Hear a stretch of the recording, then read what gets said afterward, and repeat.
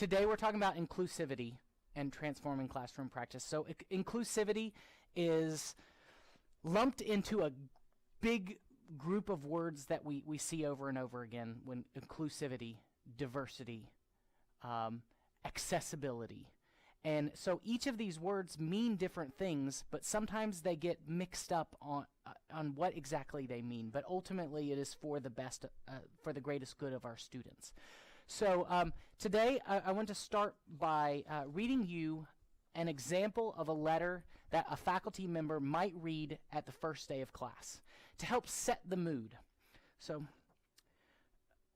though I've taught this material many times, may I be open to fresh ways of making connections, sharing the passion that brought me to this field, and seeing how each year's students extend my learning back to their backgrounds and beliefs, their questions and answers. So may you have the courage to ask your questions, trusting me to respect any sincere contribution, usually shared silently by others, knowing that the worst outcome is simply my offer to discuss it later. And may you also be willing to offer answers, knowing that class dialogue is enriched by multiple methods and points of view, and that exploring even incomplete answers yields insight for all. May you be curious and open to how this course may count in life, beyond a degree plan, even if this kind of course has been a source of struggle. May the 45 hours in this classroom add up to the knowledge that yields wisdom, and may the wisdom lead to more capacity to improve our world.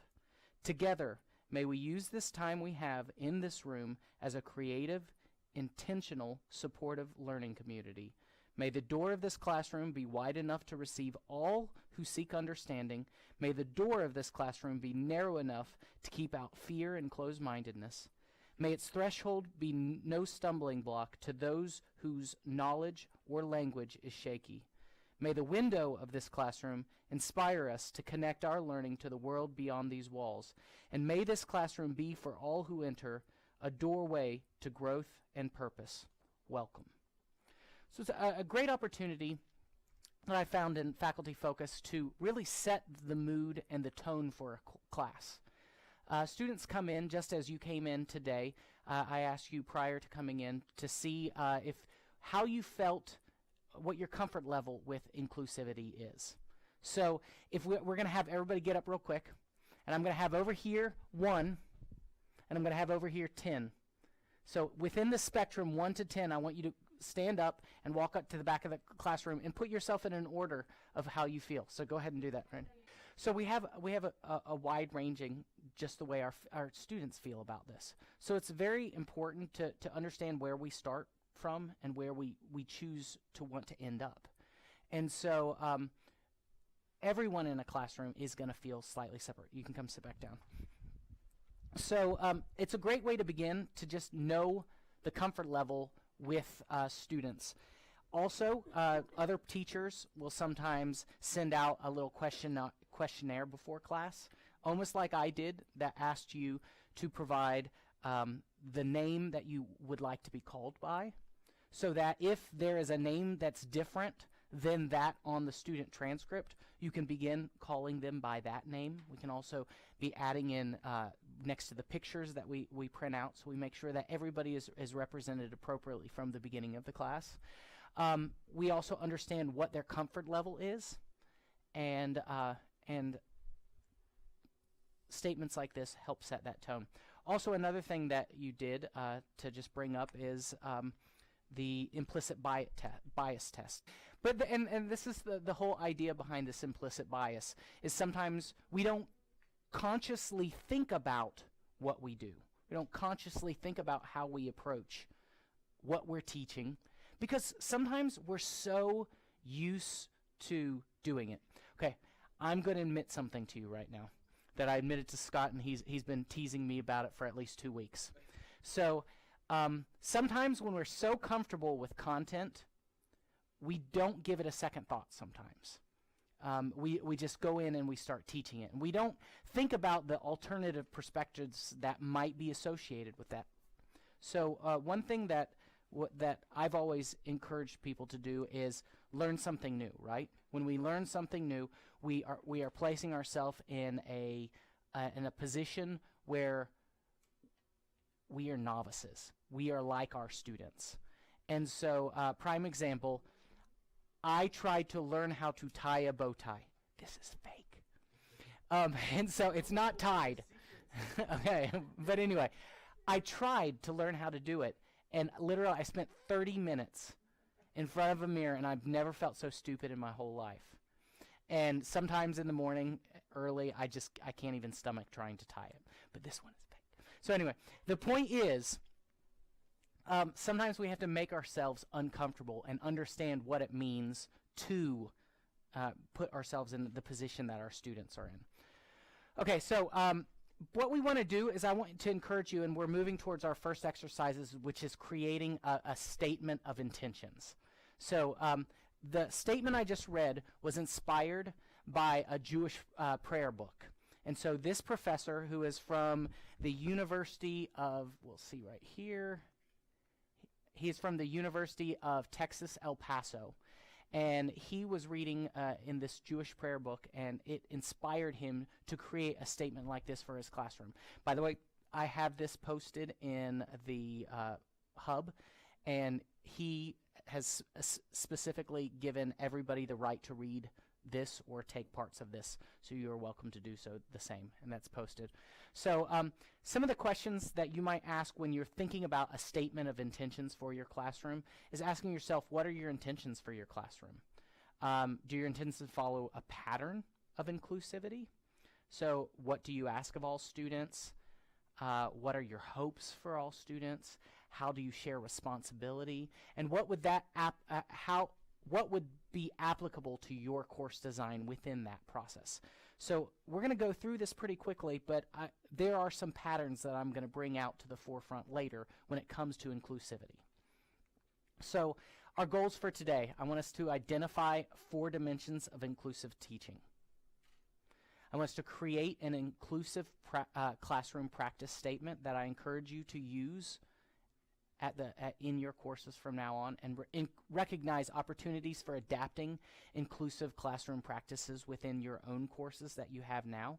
Find additional ways to include some of those practices, and determine how you can adapt a current classroom assignment, which is our exercise 2 for today. So why do we care about inclusivity? Even though some of us might wish to conceptualize our classrooms as culturally neutral, or might choose to ignore the cultural dimensions, students cannot check their sociocultural identities at the door, nor can they instantly transcend their current level of development. Therefore, it is important that the pedagogical strategies we employ in the classroom reflect an understanding of our social identity development, so that we can anticipate the tension that might occur in the classroom and be proactive about them. So it's really about creating a comfortable, safe classroom experience. What's a good example of a space that is not safe? The internet, the world. So they have to be able to question their own ideas to be able to learn. They have to feel comfortable with doing that. They have to feel comfortable with messing up. I mean, we have to be accepting of that messing up, or that process.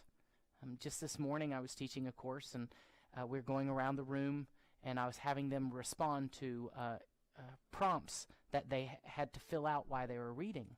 And a student said completely the wrong answer.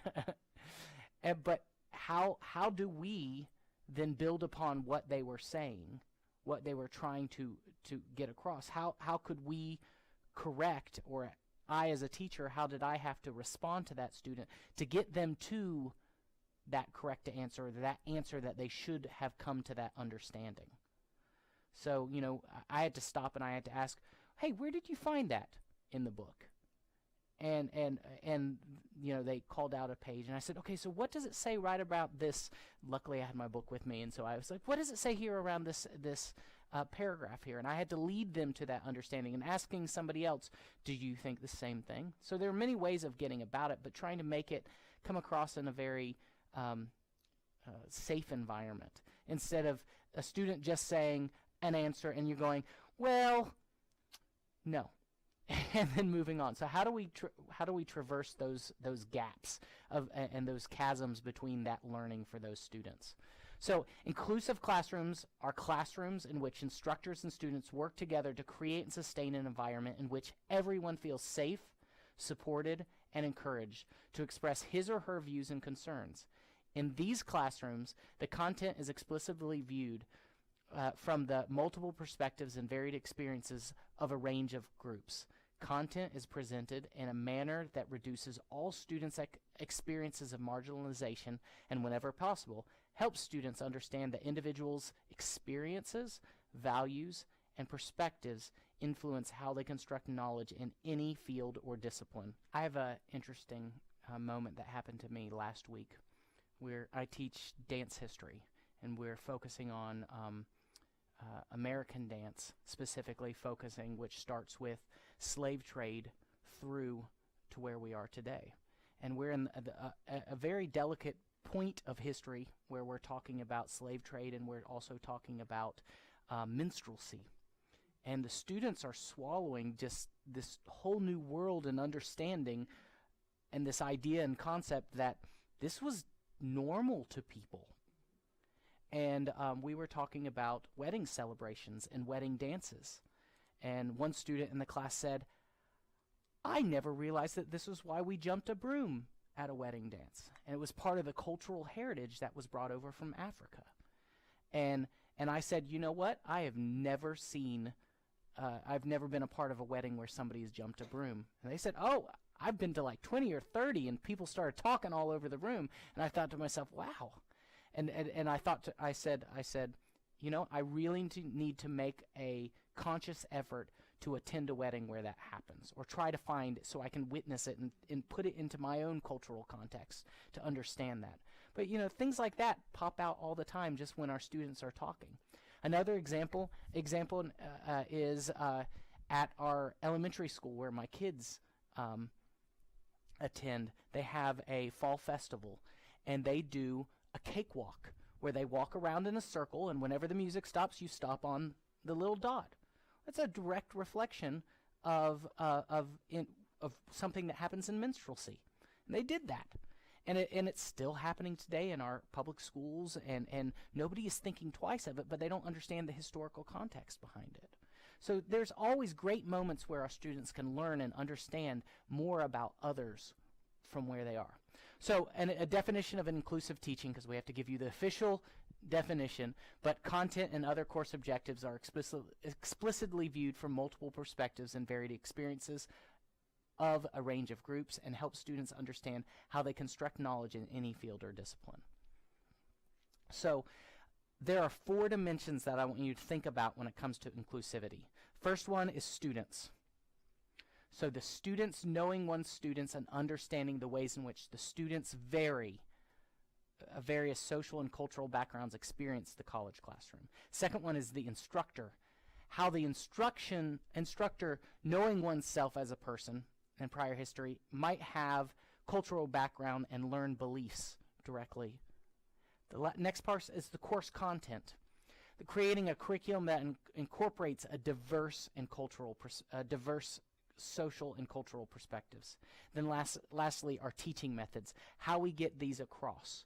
So when we're talking about an inclusive teaching statement, we want to take into account all 3 of these things: the student, the instructor, the content, and then how we go about doing that. So we want you to use this 4 dimensions when you're writing your inclusive statement. So what we're going to do is I want you to utilize these 4 dimensions, and I want you to create an inclusive practice statement about the classroom you wish to create. And there are many ways of going about this. Start with a list of the things you do, and then complete an intentional list. I would never want to turn you out without an example. So I want you to ask yourself a couple things to just prompt you and prime your ideas right now. How might your own cultural assumptions influence your interactions with your students? How might the backgrounds and experiences of your students influence their motivation, engagement, and learning in the classroom? How can you modify course materials, activities, and assignments to make them more inclusive? And then what values, perspectives, and experiences and interests that may or may not align with your own have you experienced in the recent past? To really bring that forward and know what it means to question different experiences and different ways of knowing. So we go back to it. I'm going to give you 5 minutes for a free write. And you should see a piece of paper or on your computer. And I want you to try to create an inclusive statement, an inclusive teaching statement that does include the student, the instructor, and the course content. For some odd reason. So here's an example. I am here to help my mentees learn, not to teach them, but really help them learn and realize that they are not alone, trying to relate to them with some stories of opportunities and challenges in my own journey. So what I'm looking for is a sentence or two, including student, instructor, course content, and teaching methods. And I want to encourage you to try to figure out if you can create an inclusive teaching statement of your own. You have 5 minutes. Let's go ahead and bring everything back into a group.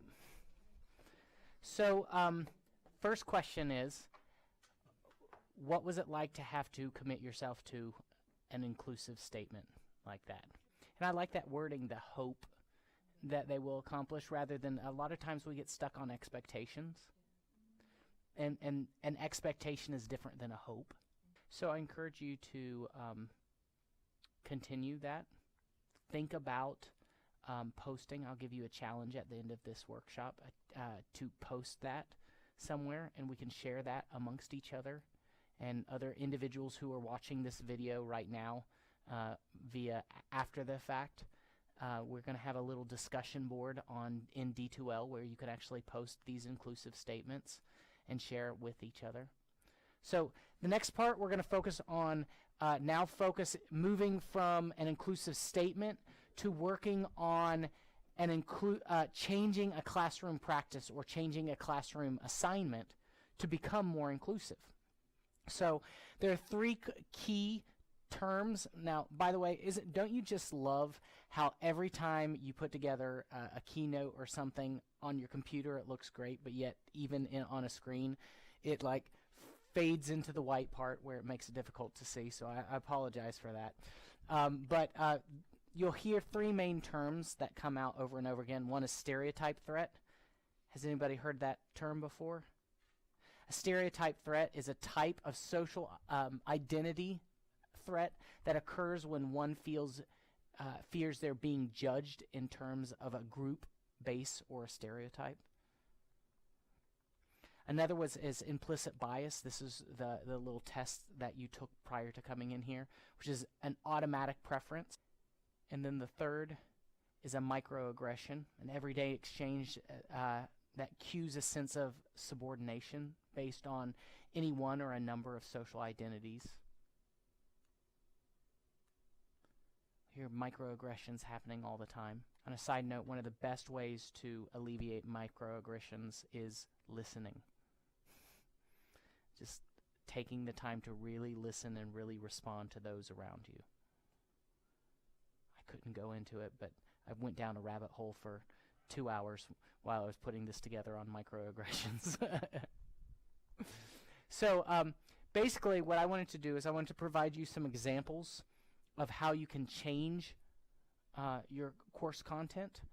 So one is whose voices, perspectives, and scholarship are being represented. So within your class, specifically taking a moment and saying, okay, wait a second, who wrote this content? What perspectives are they providing? And so what you want to do is you want to include multiple perspectives for each topic. If we are talking about minstrelsy, like I was saying, maybe 1 for, 1 against.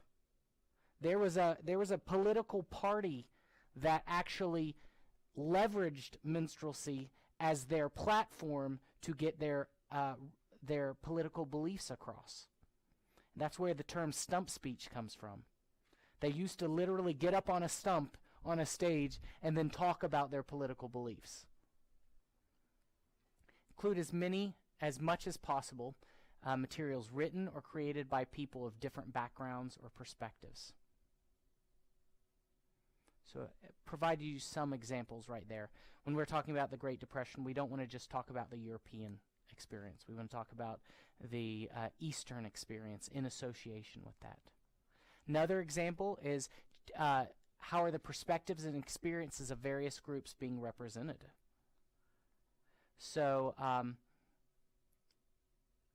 you want to include underrepresented groups. And you want to be aware of and responsive to the portrayal of certain groups in the course content. For example, if an Asian country's policies are being used to contrast American policies, is it always the Asian country policies that are being seen as less important or come across in a negative way? What is the tone? And as always, we want to avoid dichotomizing good, bad. It's not just good and bad. It's kind of the idea of, and since Scott jokes a lot about, people recording and people saying things about Hitler, that would be untrue. It's an inside joke. But the idea is Hitler was a great leader. He was not a good leader. He was a bad leader, but he was an effective leader because he had the ability to get people who followed him to get to the next, to change what they were doing. So example 3, students who are affiliated with a particular group are sometimes seen as experts, and they feel like they have to speak as the expert for their entire group. It's not always the case.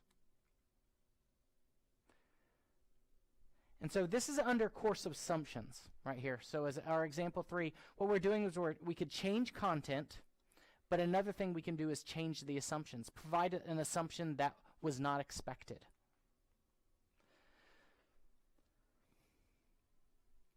So one thing we can do is pose a question. I was talking earlier, I keep on using this example of American dance that we're saying here, and we talk about who influenced who.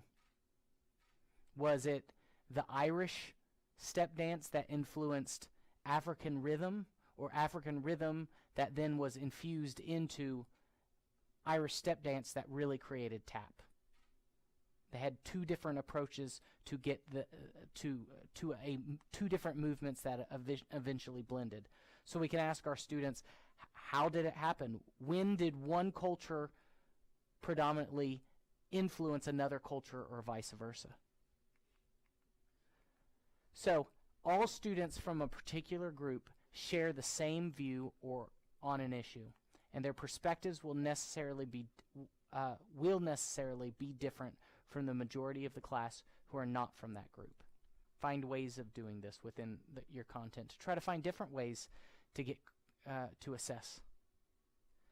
So we get to our exercise number 2. Taking the classroom assignment that you brought with you, maybe in your head. I emailed you. So is there any way that you can adapt that assignment to be more inclusive? So I provided you examples of how you could change content, how you can change assumptions, how you can change perspectives. So I want you to think of a way in which you could maybe take an assignment that you have right now, currently, that you might want to work on a little bit more. You might want to change. Something's just not working, and you want to try to make it a little bit more inclusive. How would you do that? Think about and provide an opportunity that you might want to adapt, how you would go about doing that.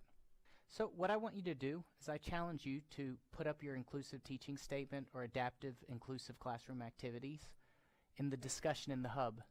So if you go to the hub website, and so because you've been here today, you will automatically be enrolled into our CETL hub.